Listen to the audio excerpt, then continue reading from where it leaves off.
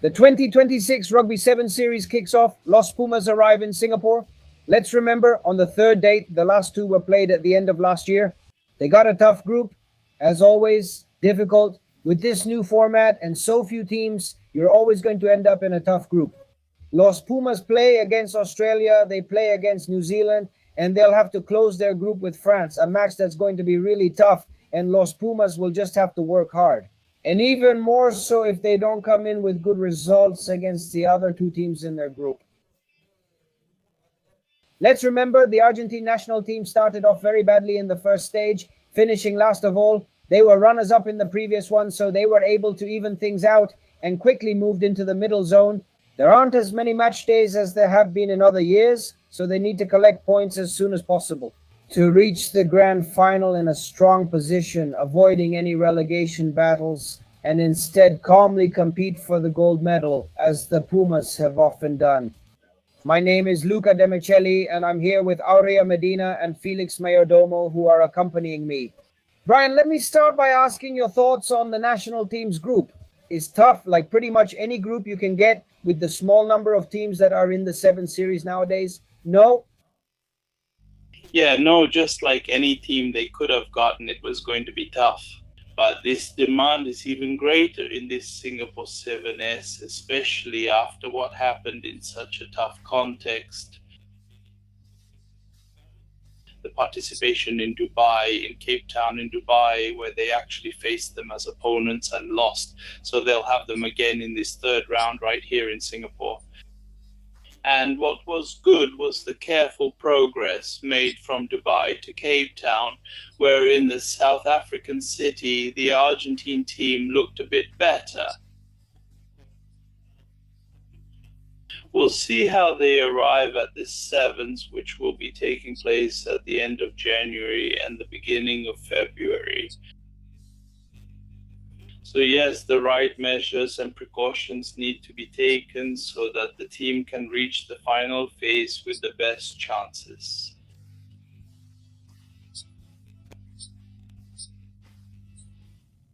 Yes, for those who might not be so informed, Los Pumas play on January 31st and February 1st. The 31st is the group stage, and February 1st will be the knockout phase, semifinals, and whatever comes after. Los Pumas will play Australia at 1:10 ante Meridium, New Zealand at 4:36 ante Meridium, and France at 8:02 ante Meridium. The match will air here on Falso 9, as will all Pumas matches this year, and the semi-series as well, which you can watch on the Falso 9 channel and also the Six Nations. Felix, let me ask you, what do you think the Pumas are going to face? Because it's a group, as we said, that's complicated, like any group you might get, but they need to start picking up points consistently to reach the big final comfortably, which will be played at the end, and to finally get past that final after not being able to win the cup in the last 2 years. Yes, that's right. It's just like you said, Lucas. Los Pumas, even though they didn't start off in the best way in Dubai, have shown progress. They already proved it in Cape Town. They couldn't become champions, but they showed improvement. And I think that now, even though they have a tough group and everything, I have faith in this team. I have faith in players like Moneta, like Carlos Moneta, Santiago Alvarez, and really the whole team. I have faith in them because they've been improving steadily. And I think that now in Singapore, they can make an impact and get back among the top teams, right? Yeah, let's see. Remind people about the players who have already left the squad and will travel to both Singapore and Perth. They are Alvarez, Arrieta, Batac, Dearo, Gonzalez, Graciano, Maldonado, Mare, Moneta, Morales, Penandini, Perez, Pardo, Berafel, and Sangara. The main and most established ones are there. We remember that the Pumas had to go through a process of regenerating players who were already on the Pumas' radar. But they weren't with the team yet, with the absence of several players who have gone to the 15S Rugby. For example, Elizalde and Rodrigo Hidro are important losses for this team. Also, obviously, Gaston Rebol has had to rotate a bit, looking for new players, like we said with Arrieta, for example, Batac, Dearo. That's why we didn't have them before, Maldonado, maybe Morales, right? some like Zangara, who were maybe closer, but we hadn't seen them much. They're starting to join in this tournament. It was really noticeable in the first stage that the Pumas had a tough time, but this last tournament wasn't so bad. Honestly, we ended up as runners-up. The Pumas could have easily won the tournament, and now they really seem connected, like they're on the right track for this tournament in Singapore. Brian, let me ask you, what will be the keys for the Pumas to have a good tournament?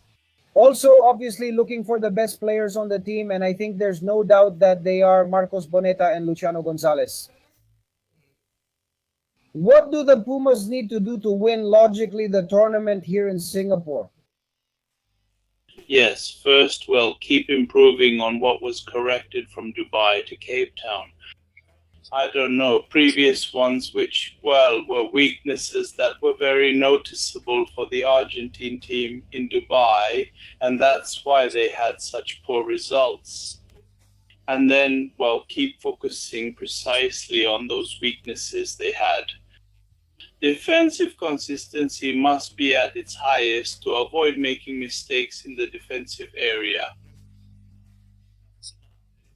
And also, well, to get used to this rhythm and adaptation of a short tournament where everything is decided in just a few hours, in a few days. Well, that's something that needs to be clear, especially with this renewal of the squad that's happening, with players who are getting their first minutes. And then to keep having them. What characterizes the Argentine national team is the offensive explosiveness that each of those players has, who can break down any defense at any moment in the game, and that should enhance it even more.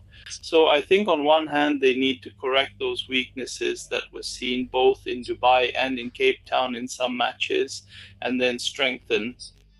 That's exactly the abundance, the strength they have, like their explosiveness on offense.